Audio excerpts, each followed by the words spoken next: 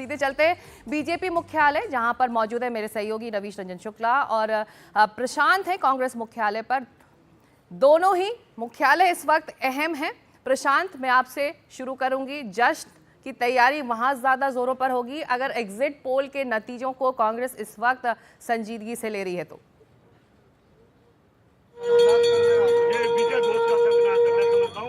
जी सिकता, देखिए मैं इस वक्त कांग्रेस मुख्यालय पर हूं और अभी नतीजे आने में देर है, काउंटिंग शुरू होने में देर है, लेकिन जो एग्जिट पोल आए हैं उससे कम से कम कांग्रेस कार्यकर्ता बेहद उत्साहित हैं। और ये देखिए कांग्रेस के कई कार्यकर्ता इस तरह के बैनर्स लेकर सुबह सुबह कांग्रेस दफ्तर में पहुंचे हैं। हरियाणा में जीत की समझ देशवासियों को हार्दिक बधाई। इसी तरह की प्रियंका नहीं है, आंधी है, दूसरी इंदिरा गांधी है, तरह तरह के नारे लिखकर वो यहाँ पहुंचे हैं और सबको उम्मीद है कि जो एग्जिट पोल में रिजल्ट आए हैं वही आपको एग्जैक्ट पोल में भी दिखेंगे।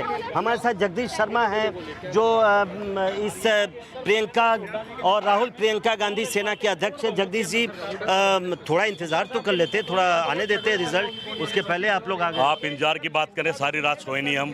परिणाम का पता, पेपर अच्छे दिए हैं, राहुल गांधी के प्यार का पता है और हरियाणा में हुड्डा के काम का पता है। और हरियाणा तो परिवर्तन बहुत दिन से चाह रहा है, वन में होगा। सुपड़ा साहब कोई आप वाला नहीं, कोई दल नहीं, कोई दल नहीं, सिर्फ कांग्रेस पार्टी, हुड्डा और राहुल गांधी। तो मुख्यमंत्री देखिए, आपने हुड्डा जी की तस्वीर लगाई है, बाकी किसी की नहीं लगाई। भाई मेरा रेस में तो शैलजा भी हैं, सुरजेवाला। शैलजा हमारी नेता है, सुरजेवाला हमारे सेंटर के नेता हैं। दोनों ये सेंटर में काम करेंगे राहुल गांधी के साथ और हरियाणा हुड्डा संभालेंगे, सारे कार्यकर्ता हरियाणा। और मैं भी ये चाहता हूँ, ये आप लोगों ने तय कर लिया कि हुड्डा ही बनेंगे। हुड्डा नहीं बने तो प्रॉब्लम आ जाएंगे, बीजेपी की चाल हो जाएगी।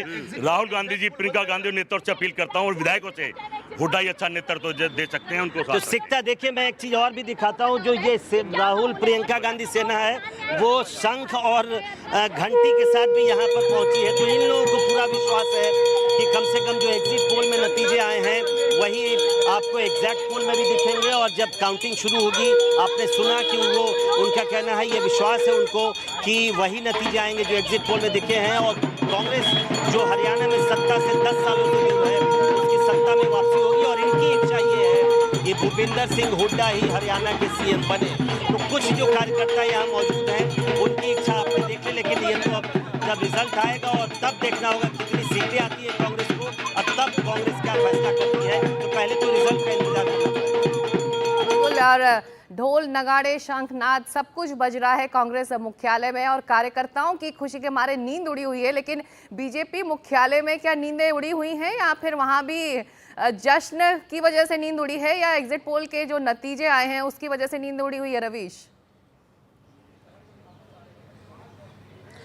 जी देखिए सिकता, मैं कई बार का चुनाव कवर कर रहा हूं और कई बार मैंने देखा भी है कि एग्जिट पोल के जो नतीजे आते हैं उसके मुताबिक रिजल्ट होता नहीं है। कई बार पार्टी ऑफिस में लड्डू बन जाते हैं लेकिन फिर बांटना पार्टी ऑफिस में नहीं पड़ता है, कहीं दूसरी जगह बांटना पड़ता है।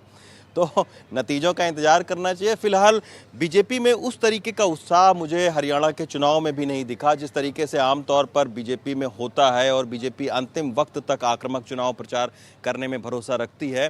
तो उस तरीके का उत्साह जो है शुरू से ही हरियाणा के चुनाव में बीजेपी का नहीं रहा। हालांकि प्रधानमंत्री ने 4 रैलियां हरियाणा में ज़रूर की थी, लेकिन खुद जो है वो कार्यकर्ता हतोत्साहित था और कई बार कार्यकर्ताओं से बातचीत होती थी तो उसमें कहता था कि 10 साल जो बीजेपी सत्ता में रही है और तमाम सारी जो समस्याएं उसके साथ में रही हैं उसको लेकर कहीं ना कहीं कार्यकर्ताओं में उस तरीके से उत्साह दिखता नहीं था। बीजेपी ऑफिस की अगर बात करें सिकता, तो मैं थोड़ा सुशील लाठी से बताऊंगा कि बीजेपी ऑफिस में पैन करके दिखाया। हालांकि आमतौर पर वैसा ही माहौल हर चुनाव में रहता है बीजेपी ऑफिस में जैसा कि आज है। और 9 बजे के बाद में ये बीजेपी ऑफिस में ये पता चलेगा कि आखिर कितनी सीटें हैं, उसका रुझान जो है वो प्रथम रुझान आ जाएगा।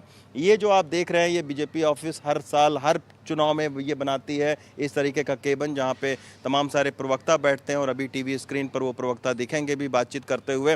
तो ये सारी तैयारियां रहती हैं। हाँ, जिस तरीके से पिछली लोकसभा में इस बार के लोकसभा में हम लोगों ने देखा था कि सुबह से ही मिठाइयाँ बननी शुरू हो गई थी, हलवा पूड़ी बन रहा था, उस तरीके का कार्यक्रम अभी नहीं यहाँ पर दिख रहा है। लेकिन तमाम सारा यहाँ पर मीडिया का जमावड़ा है और 9-10 बजे के बाद में जब तस्वीर रुझान पता लगेगा तब ये पता चलेगा। लेकिन देखिए हरियाणा की अगर बात करें सिकता, तो हरियाणा में बीजेपी के साथ में 3-4 जो है वो बातें रही हैं। मैंने हरियाणा को काफ़ी 10-12 जिलों को कवर किया है।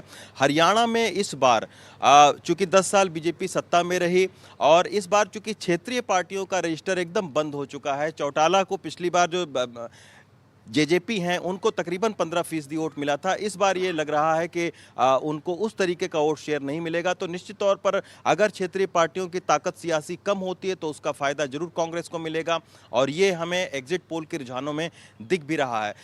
बीजेपी ने इस साल नेतृत्व का परिवर्तन भी किया, खट्टर को हटा के नायब सिंह सैनी को लेकर आए, लेकिन उसका बहुत ज़्यादा प्रभाव ज़मीन पर नहीं दिखा। हालांकि बीजेपी की जो एक योजना थी जिसका सबसे ज़्यादा चर्चा गाँव से लेकर शहरों तक हुई वो था बिना पर्ची बिना खर्ची के जो रोजगार है उसको लेकर रहा। लेकिन अग्निवीर योजना को लेकर तमाम सारी नाराजगी देखने को मिली। हरियाणा की जो सड़कें हैं वो मैंने देखा कि हरियाणा जैसे संपन्न राज्य में जो सड़कों की हालत है वो बहुत खराब थी और इसलिए खराब बीजेपी को लोग ये कह रहे हैं कि चूंकि जेजेपी के पास दुष्यंत चौटाला के पास वो महकमा था तो इसके वजह से बहुत सारा काम नहीं हो पाया।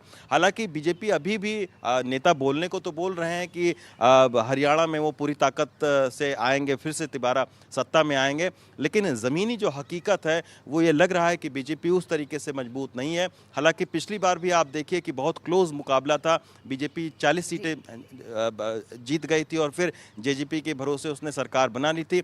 लेकिन इस बार एग्जिट पोल के जो रुझान आए हैं उसमें ये नहीं लग रहा है कि बीजेपी 40 का आंकड़ा जो है उसके आसपास में भी रहेगी। तो इसके वजह से हालांकि थोड़ी सी निराशा है, लेकिन 10 बजे तक का सिकता इंतजार करना होगा, उसके बाद ही ढोल नगाड़े हर पार्टी में बजने चाहिए। वरना कई बार ऐसा हुआ है कि हमने देखा है कि एग्जिट पोल के नतीजे कुछ आते हैं और फिर वास्तविक जब नतीजे आते हैं तो फिर देखा जाता है कि उसमें जरूर परिवर्तन रहता है। हकीकत ये भी है रवीश कि 2 बार का कार्यकाल है, 10 साल हो चुके हैं बीजेपी सरकार को हरियाणा में, तो एक तरह का एग्जॉशन भी होता है और बहुत बड़ी चुनौती होती है एंटी इनकम्बेंसी को टैकल करना। तो ये बड़ी चुनौती इस बार बीजेपी की रही है हरियाणा में। हम लौटेंगे आपके पास अपडेट के लिए। सन्नाटा है आपके पीछे, जबकि प्रशांत जहां खड़े थे वहां पर ढोल नगाड़े शंखनाद घंटियां बज रही थी, पूजा पाठ हो रहा है, तो कांग्रेस खेमे में खासा उत्साह है।